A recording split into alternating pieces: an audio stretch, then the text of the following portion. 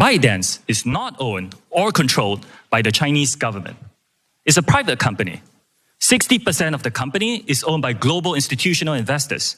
20% is owned by the founder, and 20% owned by employees around the world. ByteDance has 5 board members. 3 of them are American. Now, TikTok itself is not available in mainland China. We're headquartered in Los Angeles and in Singapore, and we have 7,000 employees in the US today. Okay, I think that those are interesting stats. Now, you shouldn't necessarily just accept at face value what a CEO dragged before Congress says about their business operations. They have been known to stretch the truth in the past, but I don't think most people are aware of the influence of Americans on the board, the number of domestic employees. Those are important considerations. And furthermore, CEO Chu goes on to make a series of sort of like commitments on what TikTok is going to do in the future. Take a look at this. There are more than 150 million Americans who love our platform, and we know we have a responsibility to protect them, which is why I'm making the following commitments to you and to all our users. Number 1, we will keep safety, particularly for teenagers, as a top priority for us. Number 2, we will firewall protected US data from unwanted foreign access. Number 3, TikTok will remain a place for free expression and will not be manipulated by any government. And 4th, we will be transparent and we will give access to third-party independent monitors to remain accountable for our commitments. So, Jessica, I think some of those are good reassurances. I think there are concerns with some of them. I mean, they say that the safety of teens is going to be paramount. I mean, look, he was being interrupted constantly by people who are grandstanding and all that, but some of what they showed was interesting. There were videos sort of like encouraging suicide and things like that were allowed to spread. That's a concern. There are tools that are supposed to limit how much teens can use it in a day, apparently are comically easy to get past. And they're talking about like free expression.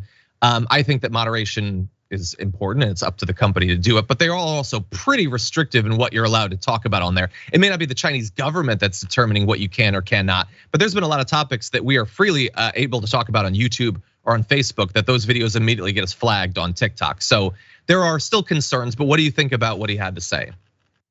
Well, John, we really like our oligarchs that run our media companies to be from the West, and that's really the main problem here. All of those things are problems on every social media platform. I mean, you have dangerous challenges. You have people whose mental health is at risk, not just because there are conversations about mental health and those weird challenges that I've personally never seen on TikTok. And I think it's probably representative of a really small proportion of the content that's on the app.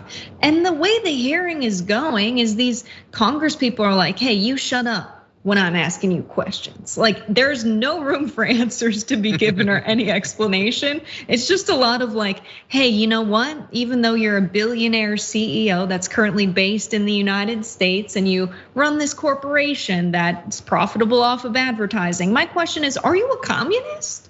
It's like, what's going on? We're really sowing a lot of discontent with China in the media and in Congress. Suddenly there's an evil balloon that's here from China when there have been balloons before. Suddenly there's articles about how COVID actually did start in the Wuhan market. And turns out in that article, despite it being on the front page, there's no new research or data. And now we're having this hearing about TikTok. It's really, you can tell when they're fomenting a narrative. And I would like for social media restrictions and regulations to be there, but do it for Facebook, where misinformation is spread and it potentially influences presidential elections too. Yeah, no, 100%. Yeah, it is convenient how these things sort of pop up, and there can be people who, like, from 1,000 miles away, their position looks similar for very different reasons. There might be people who, are worried about privacy violations or whatever. I think that would be novel amongst our elected representatives, that they would literally can actually be worried about that. But then there are others that this is clearly just a convenient piece on the chessboard of an ongoing convenient war against China. So that's a consideration as well. By the way, so one final thing on this. I find the idea that they would ban it to be very hard to believe. That said, I also thought the idea that Russia would invade Ukraine, I didn't think that was likely to happen. So I'm an idiot. Why listen to me?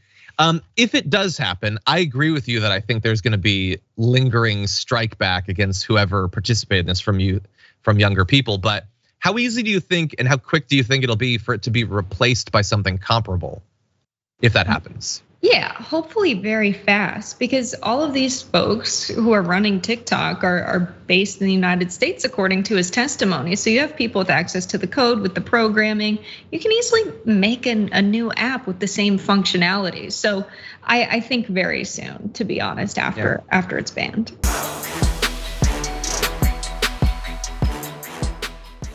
Check out the Damage Report podcast each day, wherever you get your podcasts, whether Pocket Casts or Stitcher or iTunes. You can join me as I give you the news and stories you want, with a range of co-hosts and interview guests jumping in on the fun each day. Again, that's the Damage Report, wherever you get your podcasts. And if you get them at iTunes, don't forget to rate and review. Sometimes I'll read them live on the show.